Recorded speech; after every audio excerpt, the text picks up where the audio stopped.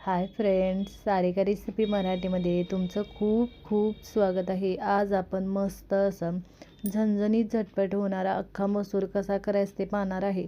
झटपट होणारी तेवढीच चविष्ट चमचमीत झणझणीत अशी अख्खा मसूरची भाजी कशी करायची ते पाहणार आहे। ही छान अशी झालेली आहे, नक्की एकदा करून बघा, तुम्हाला पण ही रेसिपी खूप आवडेल। तर चला वेळ न घालवता व्हिडिओला सुरुवात करूया। इथे बघा, एक वाटी मी अख्खा मसूर 2 ते 3 तास थोड्याशा कोमट पाण्यामध्ये भिजत घातलेलं होतं। अख्खा मसूर भिजत घालायच्या आधी मी 2 ते 3 वेळा स्वच्छ धुवून भिजत घातला होता। आता त्यातलं मी पाणी काढलेलं आहे आणि या पद्धतीने कुकरमध्ये काढलेलं आहे। त्या असं शिजण्यासाठी पाणी घालायचं त्यामध्ये।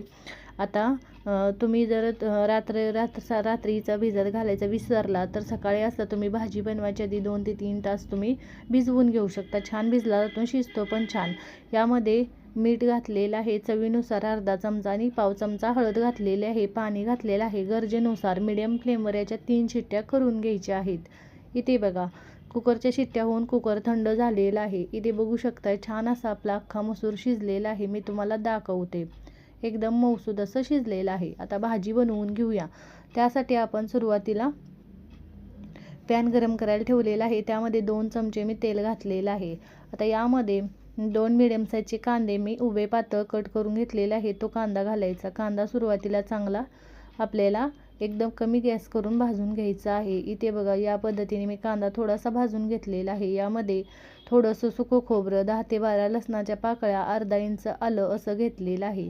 हे पण कांद्यावर सोबत आपल्याला चांगलं परतून घ्यायचं आहे।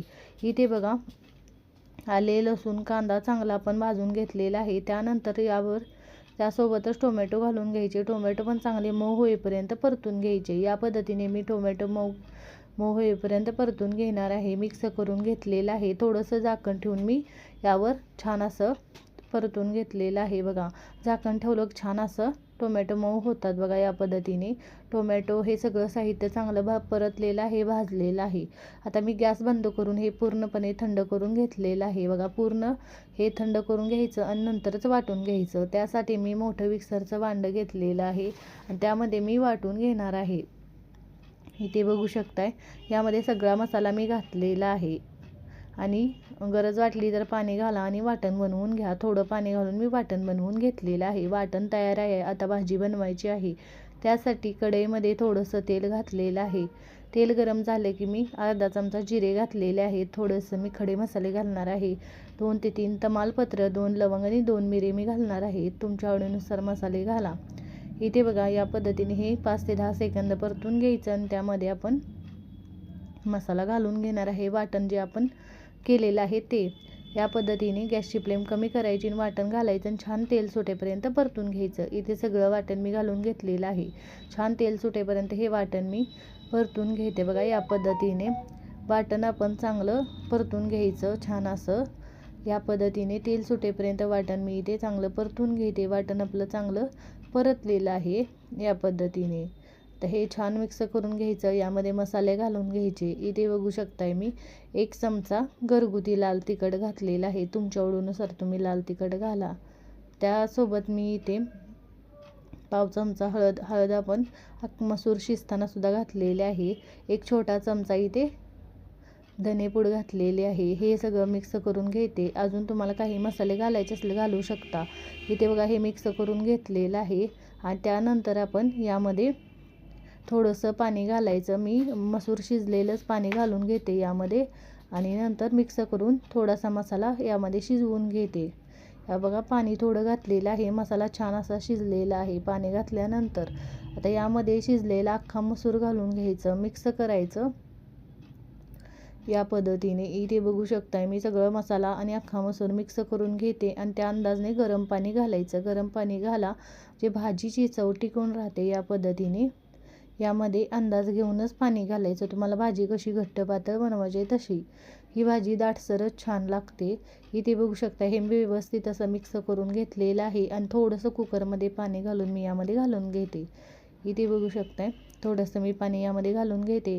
यानंतर मिक्स करून घ्यायचं या पद्धतीने। बघा, पाणी घातलेलं आणि याला छान असं मीठ घालून घ्यायचं। अख्खा मसूर शिजताना थोडं आपण मीठ घातले, त्या अंदाजने मीठ घालून घ्या। इथे बघा, चवीनुसार मी मीठ घालून घेते आणि छान उकळी काढून घ्यायचं आहे आपल्याला। मीठ घालून मिक्स करायचं आणि थोडंसं मी इथे पाव चमचा गरम मसाला घातलेला आहे.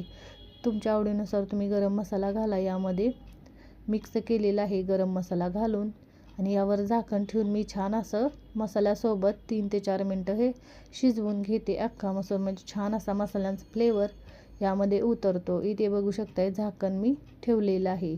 छान असं 3 ते 4 मिनटानंतर बघा अख्खा मसूर मसाल्यांसोबत छान शिजलेला आहे.